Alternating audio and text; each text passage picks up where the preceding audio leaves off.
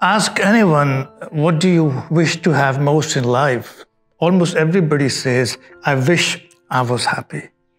And yet I know of millions of people, rich and poor, and the very rich, for whom happiness is something extremely elusive.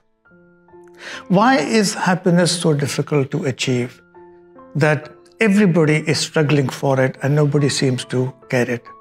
Is it something we are stuck with, like our color of the skin or our height? Or is it a quality that we can develop by using the right strategies? We also have this problem of if only, like if only I had someone to love me, I would be happy. If only I had a better job, I'll be happy. If only I was younger or more beautiful, I'll be happy. Or if only my children did better at school, I'll be happy. If only, if only. The news for today is that even if all the if-onlys come true, there is no guarantee that you are going to be happy. So today, I'm going to discuss 5 concepts relating to happiness, and this will be followed by 5 strategies, which if you practice, they are very simple, they're very practical. They will certainly help you make your life happier. I'm Dr. Saad Malik. I'm Professor of Psychiatry at Shalimar Medical and Dental College. So the first concept of happiness is a state of mind. It's a state of mind in which you experience joy, pleasure, fulfillment, contentment, and gratitude. Happiness is not something out there. You can't search for happiness. You can't go to the market and buy a bucket of happiness. Happiness is within you, and it's a state of mind that you can develop. Number 2, there's a very peculiar relationship of happiness with money. Most people think money is important for happiness, and some think it's unrelated. The fact is, based on scientific research, as long as your basic needs are not met, money is extremely important to bring happiness into your life. But after this has been achieved, accumulating more wealth has no relationship with happiness.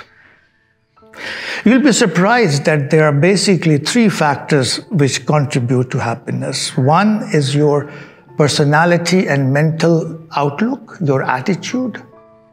The other is your environmental factors. And the third is how much knowledge do you have about methods to manufacture happiness in your life. A lot of people think that environmental factors play a very important role, but you'll be surprised that 50% of your happiness is dependent on your personality and your mental attitude.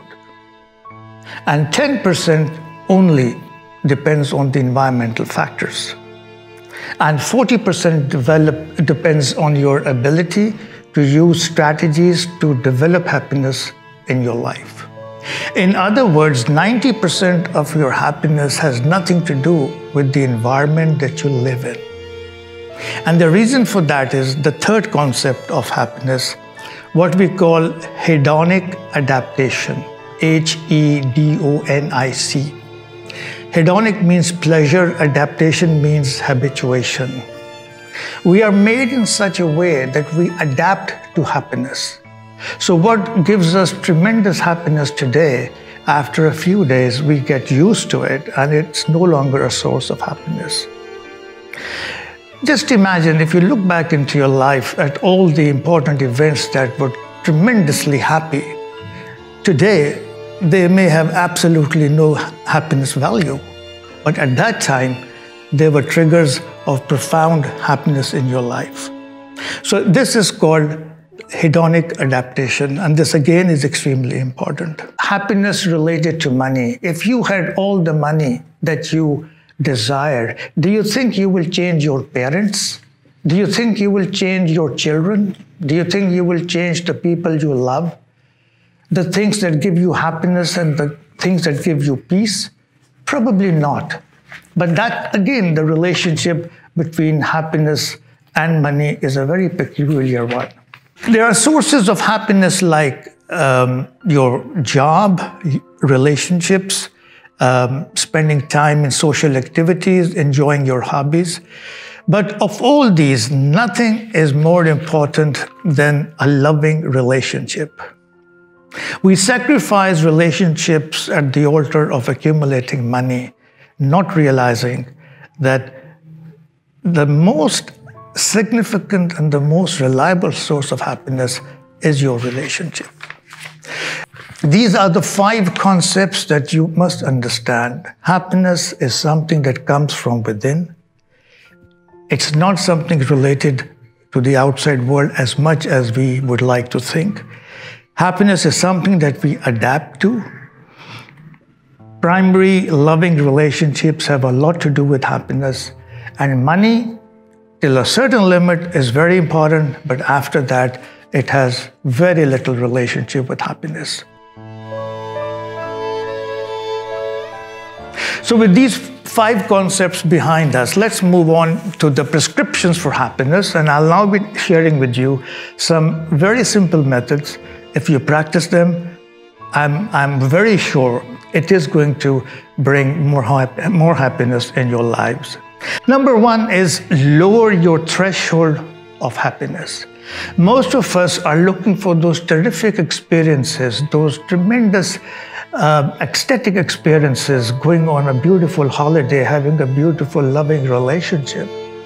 But frankly, if you focus on the everyday, ordinary pleasures of life, you will have numerous occasions to be happy. Just think of the time you eat food. Rather than sitting before a television show or discussing or arguing, why don't you eat food with total concentration? Think of the taste, think of the juices in your mouth, think of relish the experience of eating. In the same way, there are so many other everyday, mundane activities. Try to find happiness in them, and you will have no reason to be unhappy. And if you are on any day very unhappy, think of all the things that could go wrong on that day and have not gone wrong. Have the children come home safely? Has your spouse come home safely? Has there been no major disaster? There are numerous things that can go wrong in a day, and if they haven't, you have a good reason to be happy. The second strategy is please live in the present moment. Don't live in the future and don't live in the past. If you live in the past, you're going to be depressed and guilty. If you live in the future, you are going to be anxious. If you live in the present, you will find peace. So try to live in the present moment. We also call this mindfulness. But the point is, whenever you do something, be totally immersed in that activity.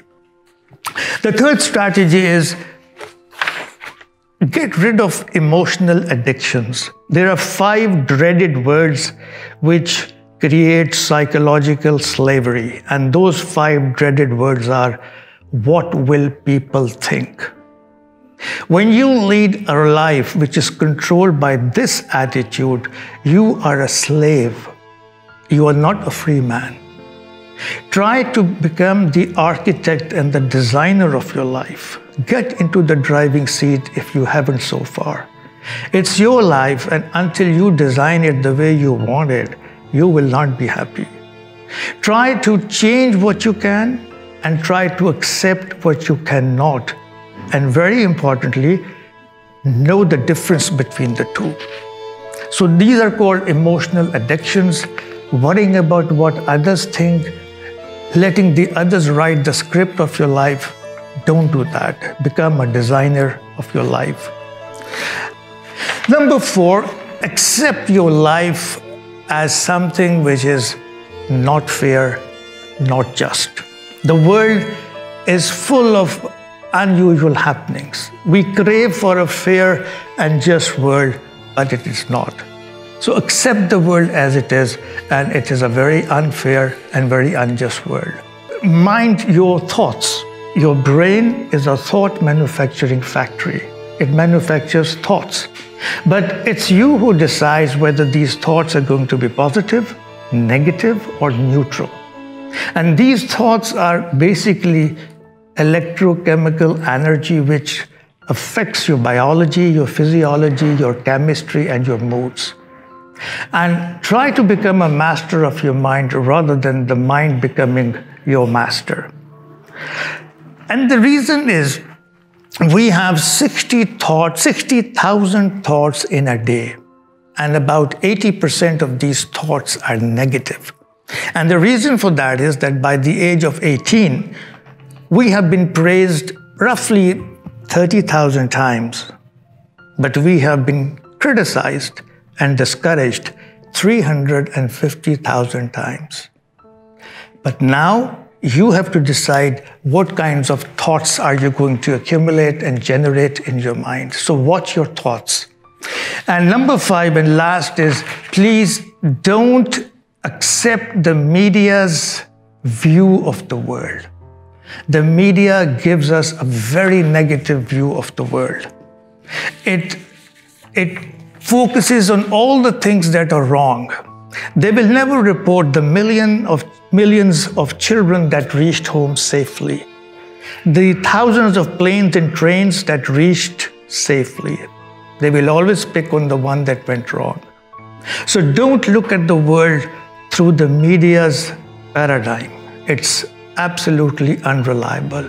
Further, when you look at all the disasters and the catastrophes, you develop anxiety because you start wondering, maybe I am the next person. And at the same time, when you look at all the glamour and all the models, you become depressed because you are not like one of them. So don't trust the media paradigm. The world, frankly, is much better than the media wants us to think. So, coming to the end, we have talked about 5 concepts relating to happiness and 5 strategies relating to happiness. Happiness is a skill. You have the ability to develop happiness if you decide to. You also have the ability to remain perennially miserable if that is your choice. The choice is yours. Thank you.